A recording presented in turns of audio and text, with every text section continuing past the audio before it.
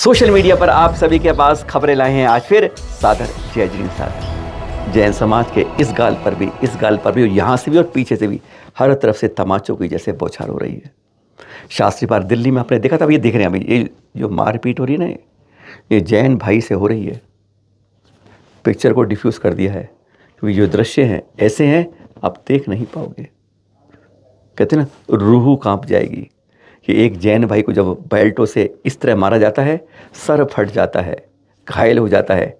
गुनाह क्या है? अपनी दुकान पर अपना ही कब्जा बता रहा है, अपनी ही दुकान पर अपना ही। हाँ, क्योंकि यहाँ पर ऐसा है ना कि जब गोल टोपी वाले आए तो उनको सब कुछ दे दो। शास्त्री पार्क में भी हुआ था, कई जगह सुन रहे हैं। वक्फ बोर्ड है ना, आज एक वक्फ बोर्ड में खजब बात है। अंबानी का घर हो या ताजमहल, लाल किला, सब उनके हो जाएंगे। उनका ऐसा हिसाब बना रखा है। खैर गजब बात है, वो बताएंगे। पर यह है मुजफ्फरनगर के कटरा मोचियान सराफा बाजार की बात। संजय जी की दुकान है सुनार की, और यहाँ पर दुकान में 40 साल से दुकान है। कहते हैं वो छत हमारी है, पीछे की जगह हमारी है, कागज इनके पास है। 2 साल से इनके पास से केस चल रहा है, इन्होंने अदालत में डाल दिया। अदालत से स्टे मिला, वहाँ से कमीशन आया था स्टे देने के लिए। उनके सामने ही इन्होंने बेल्ट निकाली और लगातार दोनों तीन चारों ने वार करने शुरू कर दिए दोनों भाइयों के ऊपर। चोटें आई हैं सर पर, गंभीर रूप से घायल भी हैं। जरा उनमें से एक से बताते हैं कि सुनिए पहले एक से भाई से कि क्या हुआ, क्या यह कैसा हमारे देश में न्याय के नाम पर हो रहा है। कहते हैं जबरन छीना झपटी हो रही है। सुनिए। वहाँ पे कमीशन आए हुए थे, वे दोनों पक्ष से आपस में आमने सामने बात कर रहे थे। बिना मतलब सामने वाली पार्टी ने बिना ही मतलब वीडियो में भी आ रहा है, मार पिटाई हमारे साथ शुरू कर दी कमीशन के सामने ही, जिसमें कि एक जने का तो हमारे सिर भी फट गया। और बेल्टों के 2 बक्कल तो हमारे पास भी हैं जो मौजूद, जो उन्होंने हमारे इतनी बेल्टें बजाई। मारपीट किन्होंने करी? राशिद, साजिद और एक लड़का हामिद है, और 4-5 जने और थे। किस तरीके से बात शुरू हुई थी? क्या बात प्रोसीजर ये है कि हमारी दुकान की छत पे ये ज़बरदस्ती कब्जा कर रहे हैं। ये मुस्लिम जो है? हाँ, तो और पीछे की भी जगह, दोनों जगह हमारी पे कब्जा करने की कोशिश में है। ये 2 साल से, पिछले हम काफ़ी टाइम से यहाँ पे हैं इस दुकान पे मौजूद। जब उसके बाद ये 2 साल से आगे हमें लगातार परेशान कर रहे हैं। हमने कोर्ट में केस डाल रखा है, वहाँ से कमीशन आई थी। आप थाने पहुंचे थे, किस तरह का आश्वासन मिला है, क्या हुआ? अभी भैया थाने में तो कुछ शिकायत दर्ज करा रहे हैं, बाकी हमें ज़रा सा भी कोई फ़ायदा नहीं लग रहा, क्योंकि गिरफ्तारी नहीं किसी की? नहीं, कुछ नहीं। आयुष जैन सुन लिया आपने। और दूसरे भाई अब संजय जैन से बात कर रहे थे। वो बताते हैं कि कमीशन कोर्ट से आया था, स्टे के ऑर्डर लेके आया था, दिखाने के लिए आया था, बस वहीं से भड़क गए। कहते हैं तो हमारा है वक्फ बोर्ड की ऊपर की छत की ज़मीन ये तो गनीमत है। अभी सुनाएंगे आपको कि ये तो कहते हैं सब कुछ ज़मीन हमारी है, कल ये ना हो कि आसमान और ज़मीन के नीचे जो पानी मिलता है ना वह भी हमारा हो जाए। गज़ब की बात है। दूसरे ने क्या कहा, पहले उससे भी सुन लीजिए। दोनों भाइयों के सुना रहे हैं आपको बात, जिससे आप पत्ता साफ हो सके, जानकारी पूरी मिल सके। सुनिए जरा इन्होंने क्या कहा। पढ़े मेरी सुनार की दुकान है सराफे की, ठीक है। उसके पीछे की जगह भी हमारी है, पीछे की छत भी हमारी है। हमने कोर्ट में कागज दिखा दिए थे, तो आज कोर्ट का आदमी स्टोर लेकर आया था राशि बराबर में से दुकान वालों को से दिखाने के लिए, तो इसने स्टोर ले लिए। अरे मार पिटाई शुरू कर दी, हमें धमकी दी, बहुत गाली दी। सामने वाला का लड़का है दुकानदार का, उससे मार पिटाई करी, उसे धमकी दी। मैं सबको मारने तैयार होगा। हमने रोका था, बेल्ट तुम्हारा भाई के जबरदस्ती कब्जा करना चाह रहा छत पर दुकान में जबरदस्ती। गजब की बात है। ये तो गनीमत है कि हिंदू संगठन सामने आए। देख रहे हैं ये सारे हिंदू संगठन में हिंदू लोग भाई इकट्ठे हो गए कि एक जैन भाई को पीटा जा रहा है। गुनाह यह कि अपनी दुकान पर अपना ही मालिकाना हाथ फुकाता रहा है। क्या गजब की बात है। यानी अपनी ही दुकान पर कह दें लो लो लो लो लो लो लो बट रही है, मिठाई ले जाओ। थाना घिरा इन्होंने, आवाज़ उठाई, तब जाके पुलिस थोड़ा हरकत में आई। पुलिस अधिकारी क्या कहते हैं उनकी भी सुना देते हैं। बस उन्हें तो लगता है झगड़ा हो रहा था, दूध का दूध और पानी का पानी बताने में तकलीफ होती है। सुनिए ज़रा पुलिस अधिकारी ने क्या कहा, वही अपनी भाषा में। आज शाम को 4:30 से 5 बजे के आसपास थाना कोतवाली नगर पर यह सूचना प्राप्त हुई, कटरा मोचियान सराफा बाज़ार में 2 पक्षों के बीच में हाथापाई हो गई है। पुलिस मौके पर पहुंची।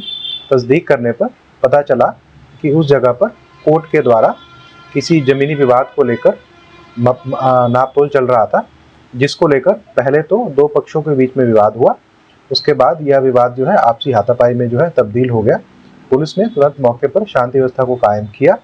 इसमें जो घायल हैं उनको मेडिकल के लिए भेज दिया गया है एवं उचित तहरीर प्राप्त कर अग्रिम कार्रवाई की जाएगी। घायल जैन भाइयों को ले सर फट गया है, मेडिकल करवाने भेज दिया है, एक को पकड़ लिया है, ये पुलिस की बात, काम पूरा हो गया है। पर एक बात मध्य प्रदेश हाई कोर्ट में माननीय जज आहलूवालिया जो कहा ना, आज वह सुनाते हैं आपको। वैसे आपको बताते हैं, अंबानी जी के खरब का जो मकान है ना, उस पर भी कह दिया वक्फ बोर्ड की ज़मीन है।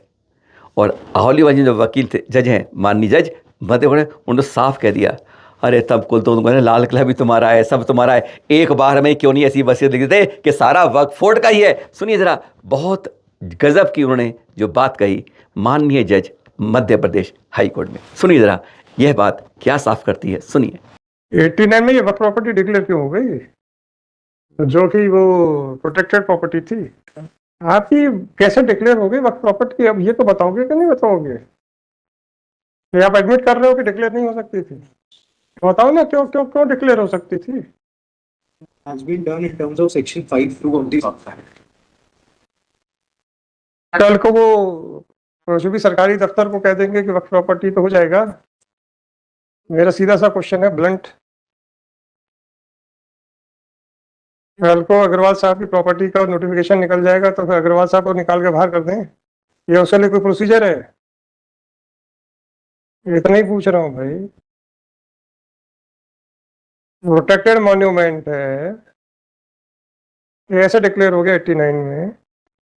Section 5(c) in the 5 of 5 of the Waqf Act.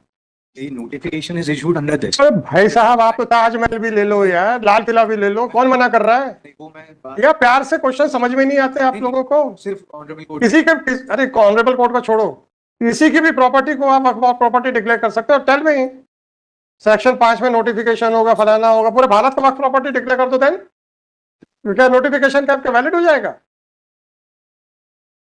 The property was already declared as a ancient monument by issuing a notification in the early 19s, बिना किसी ओनरशिप को, बिना कुछ देखे। क्या ओनरशिप थी आपकी इसके पहले से, prior to this notification which was issued under the Ancient Monument Act? Who was the owner of this property? Notification issue हो गया तो प्रॉपर्टी आपकी हो गई।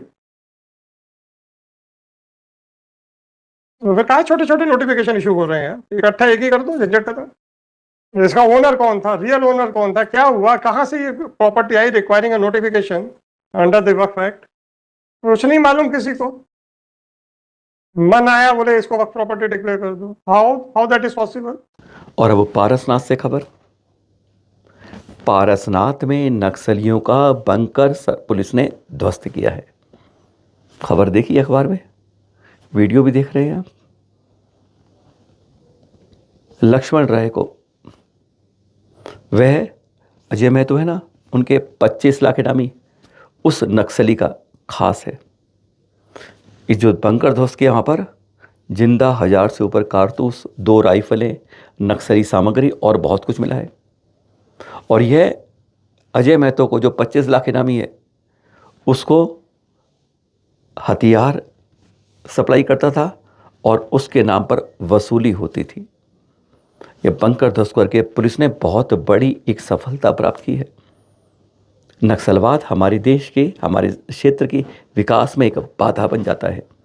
और इस बारे में जब पारसनाथ से बंकर ध्वस्त हुआ, हथियार मिले, सब कुछ मिला है, तब पुलिस का कहना क्या है, एक बार वह भी सुन लीजिए। सुनिए। हमारी करने के बाद एक व्यक्ति जो लक्ष्मण राय उर्फ रामेश्वर राय उर्फ रमी, जो कि लेढ़वा पीरटाण का रहने वाला है, उसकी गिरफ्तारी की गई और उसके बताए अनुसार बरामदगी की गई है, जिसमें लकड़ी का, लोहे का बना 12 बोर का 2 राइफल, .303 बोर का 1 राइफल, नक्सली साहित्य, टेबल लैंप वगैरह इत्यादि कई सारे सामान बरामद किए गए हैं।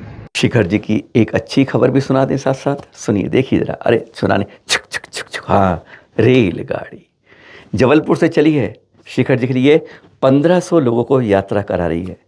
इस तरह की रेल यात्राएं, इस तरह की तीर्थ यात्राएं आप भी समूह में जगह जगह कराइए और उन तीर्थों पे कराइए जो जहाँ पर कोई नहीं जा पाता है, जहाँ पे हमारे तीर्थ हमें पुकारते हैं, हमारी रक्षा के लिए, संरक्षण के लिए, संवर्धन के लिए, जीर्णोद्धार के लिए। ये छुक छुक तो भाग रही है एक्सप्रेस गाड़ी शिखर जी के लिए।